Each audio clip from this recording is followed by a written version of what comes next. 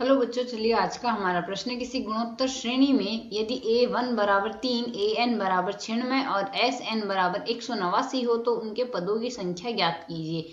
तो हमें यहाँ से पदों की संख्या ज्ञात करनी है। तो यदि अब हम यहाँ से देखें तो यदि हम गुणोत्तर श्रेणी पर इस प्रश्न की मुख्य अवधारणा देखें तो हमारे पास एक गुणोत्तर श्रेणी दी गई है। गुणोत्तर श्रेणी में जब भी पद लिखे जाएंगे तो वह लिखे जाएंगे, प्रथम पद a होगा, अगला पद a गुणा में r होगा, उसके अगला पद a r का स्क्वायर, इसी प्रकार आगे तक पद चलते जाएंगे। तो a होगा, a यहाँ से प्रथम पद लिया जाता है।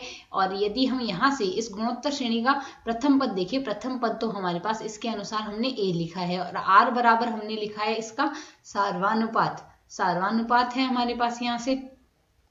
और यदि इसका nवां पद देखें तो a n बराबर उसका सूत्र होता है a गुणा r की घात n-1 और n पदों का योग sn से प्रदर्शित किया जाता है, जो आता है a गुणा में r की घात n-1 बट्टे में आता है r-1। प्रश्न के अनुसार देखें, हमें प्रथम पद a का मान, प्रथम पद जो दिया गया वह 3 दिया गया और nवां पद हमें यहाँ से 96 दिया गया है।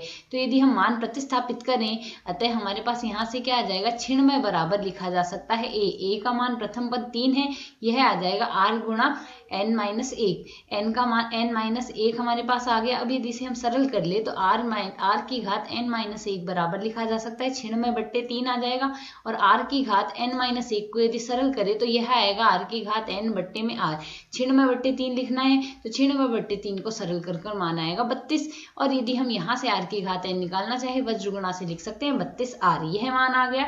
अब यदि हम यहाँ से देखें, प्रश्न के अनुसार हमें क्या दिया गया है, चूंकि n पदों का योग sn बराबर 189 दिया गया, 189 बराबर a गुणा a का मान 3 है, r की घात n-1 है, बट्टे में है हमारे पास r-1। r की घात n-1 का मान प्रतिस्थापित कर दें तो यह क्या आ जाएगा 189 और इसको वज्र गुणा कर लेते हैं r-1 बराबर 3 गुणा में r की घात n का मान 32r लिखा जा सकता है, माइनस में 1 आएगा। सरल करेंगे तो यहाँ से पहले 3 का हम वज्र गुणा करके भाग दे देते हैं, 189 बट्टे 3 आ गया, r-1 आ गया, बराबर में आएगा 32r-1। इसे यदि हम सरल करते हैं, 189 में यदि 3 का भाग दें तो यह हमारे पास यहाँ से लिखा जाएगा, 189 में 3 का भाग देकर मान आएगा यहाँ से हमारे पास 63।